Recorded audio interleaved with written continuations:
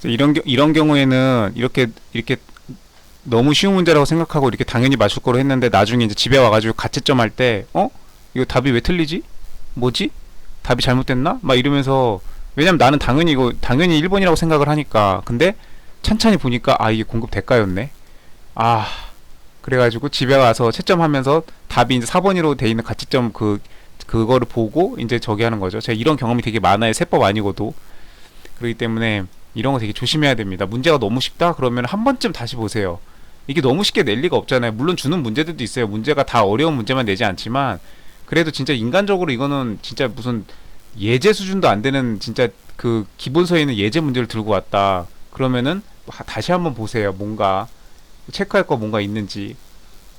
그런 것들을 그리고 미리 공부를 기본서를 공부할 때 미리 파악을 해둬야죠. 이런 것들 문제풀이를 많이 하면서 이런 거를 숙달을 시켜놔야 됩니다. 사실 이런 거를 만약에 이걸 공급가액으로 착각을 다 해서 이걸 300으로 이렇게 했다. 근데 그런 것도 다 실력이라고 하는 말이 맞는 게 이런 공급 대가 이런 걸 보면서 이런 거를 바꿔서 낼 수 있다는 걸 미리 인지를 하고 있어야 돼요.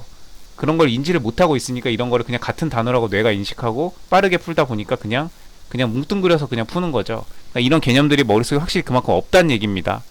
냉정하게 말하면. 그래서 이런 것들을 미리 문풀 같은 걸 하면서 미리 확실하게 챙겨둬야 된다. 30번. 일단 과세표준 보면 이제 이거는 이제 그 기계적으로 다 아니까 이렇게 풀 텐데 이제 왜 그렇게 하는지는 여기 나오죠. 네, 조문에 항상 근거해서 해야 돼요. 특히 2차 공부하시는 분들은 객관식만 딸랑 하는 게 아니라면은 부가치사의 과세표준은 공급한 제한 용역의 공급 가액을 합한 금액으로 합니다. 공급 가액을 다 합하는데 공급 가액은 가액을 말합니다. 이렇게 해서 상관없이 이렇게 돼 있고 여기 공급 가액에는 부가가치세는 포함하지 않는다. 이라고 조문에 다 있어요. 법전에 금전으로 대가를 받는 경우에 그 대가로 하고 이거는 공가에 포함하지 않는다. 이렇게 해서 직접 깎아주는 거 이거 애누리죠. 애누리. 그 다음에 6호에 보면 당초의 공가에서 이렇게 할인 깎아주는 게 할인이 아니죠. 우리는 깎아주는 걸 백화점 박앤세일을 이걸 할인의 그 의미로 하지만 세법에서는 이렇게 깎아주는 거는 이건 애누리입니다. 그 다음에 이런 경우에는 할인이라고 따로 부르죠. 그래서 매출 할인, 매입 할인, 매출 애누리, 매입 애누리 뭐 이렇게 쓰죠. 용어들을. 부가치 세율은 10%로 한다. 30조에 있습니다. 조문이 다 있어요. 네. 그래서 하고 31번 부가치세법상 면세가 적용되지 않는 재화 또는 용역에 해당하는 것. 면세가 적용되지 않는 재화 또는 용역에 해당하는 것. 판매 목적으로 관입 병익 등 형태로 포장해서 공급하는 김치 단무지 이런 거 면세죠. 네. 김치 단무지가 법전에 등장하는 거는 정말 세법밖에 없을 겁니다. 네. 수의사법에 따른 수의사 등록했는지 봐야 되고요. 여기 개업이라고 나왔죠. 굳이 이렇게 주는 게 개업한 이게 조문에 이렇게 있기 때문에 조건이 반드시 개업한 사람이어야 됩니다. 개 아토피성 피부염을 진료하는 용역. 뭐 이게 아토피성 피부염까지 뭐 이런 것까지 있는지는 뭐 별표에 있는지 별표까지 다 못 외우죠. 뭐 이런 게 지금 아토피성 피부염이 있으면 이게 그 뭐 염증의 종류가 한두 개예요. 뭐 어마어마하게 많죠. 이거는 다 의학 용어고 이런 것까지 다 외울 수는 없고 그냥 진료하는 용역이니까 개업했으니까 그냥 요 정도로만 해서 맞겠거니 하면 됩니다. 네, 센스로 그냥 넘어가는 거예요. 이런 거를 고쳐서 답을 하지 않습니다.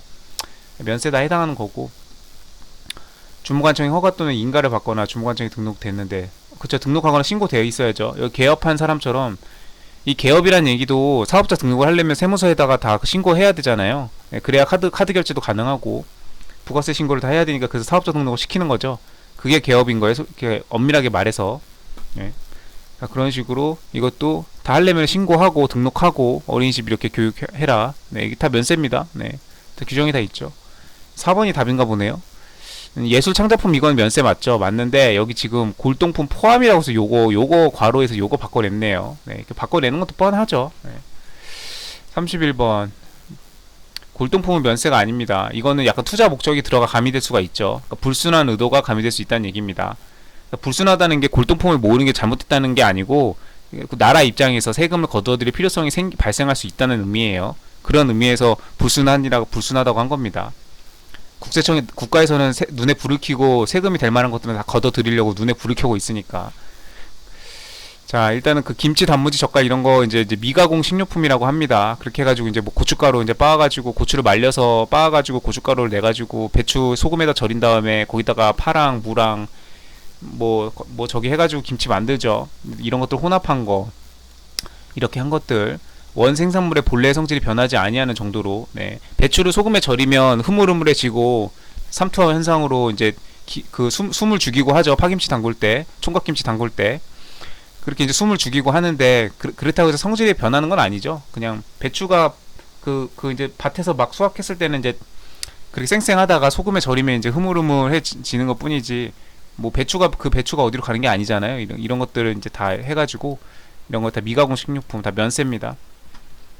농산품 이런 거 다 면세라고 보면 되죠. 네. 시행령에 나와 있고, 그 다음에 재화 또는 용역 공급에 대한 면세에서 이제 또 엄청 많은데, 그냥 지금 여기 해답에 대항하는 것만 갖고 왔어요. 세법 보면은, 법전에 보면 내용 엄청 많습니다. 의료 보건 용역, 수의사 용역 포함하고요. 네. 의료 보건이라고 하면 보통 일반적으로 사람에 대한 의사인데, 이제 동물, 이제 반려동물 시대라서 수의사도 이렇게 많이 저기 하죠. TV에도 뭐 새나게 뭐 그 동물농장에도 많이 나오고 수의사들. 그쵸? 제가 좋아하는 프로그램이라.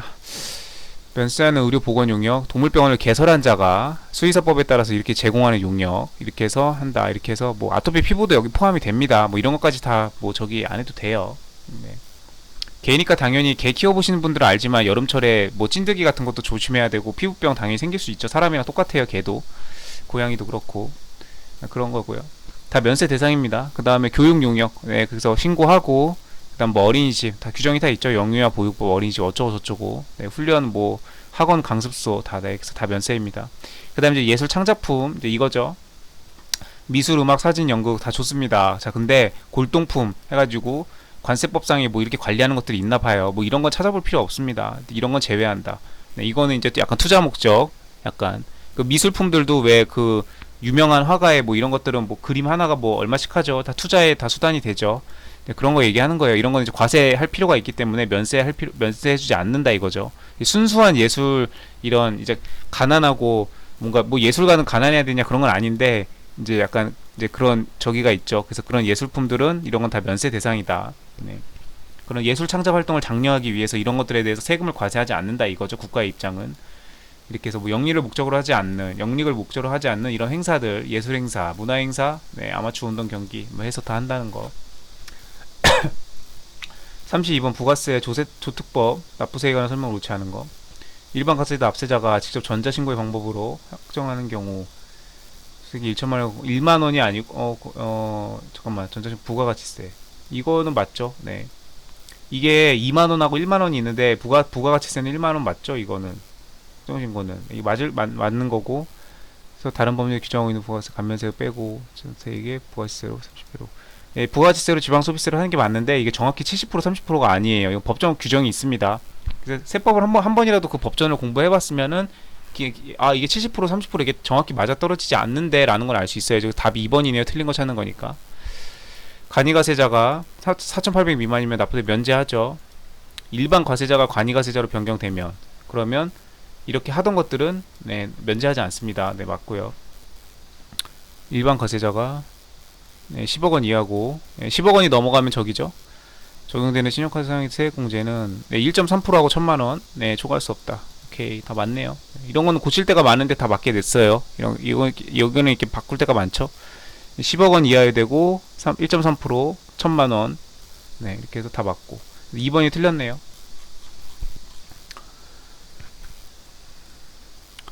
자, 소득세, 양도소득세, 법인세, 과세표준 신고할 때 전자신고 이렇게 하면은 2만원, 네, 이렇게 해서 그 세액공제가 들어갑니다. 근데 부가가치세는 1만원이에요. 네, 따로 규정이 있죠. 부가가치세 이거에 대해서는 1만원이다. 그래서 요거 두 개를 섞어서 낼 수가 있었는데 섞지 않고 그대로 잘 냈네요. 부가세 1만원. 그래서 이거는 세액공제 금액은 부가세 1만원, 나머지 소득세, 양도소득세, 법인세 2만원. 기억을 해주면 됩니다. 각 조문에 이렇게 다 나와 있고요. 전자신고 등에 대한 세액공제. 그 다음 부가가치세 특례를 보면은, 네, 이렇게 빼고 더한 세액에 여기까지는 다 똑같고 1,000분의 747, 그러니까 74.7%죠. 그러니까 정확히 70%가 아니고 74.7%가 부가가치세로, 그 다음에 25.3%를 지방소비세로 합니다. 이 수치까지는 정확히 기억을 못하더라도 이렇게 정확히 70% 30% 나눠 떨어지지 않는다는 건 알고 있어야죠. 그래서 답은 2번으로 고를 수 있어야 돼요. 그 다음에 이거는 보잉 747 비행기가 있죠. 저는 그걸로 외웠습니다. 보잉 747. 그 다음에 간이가세자에 이렇게 했을 때 4,800 미만이면 납부의무 면제합니다. 네.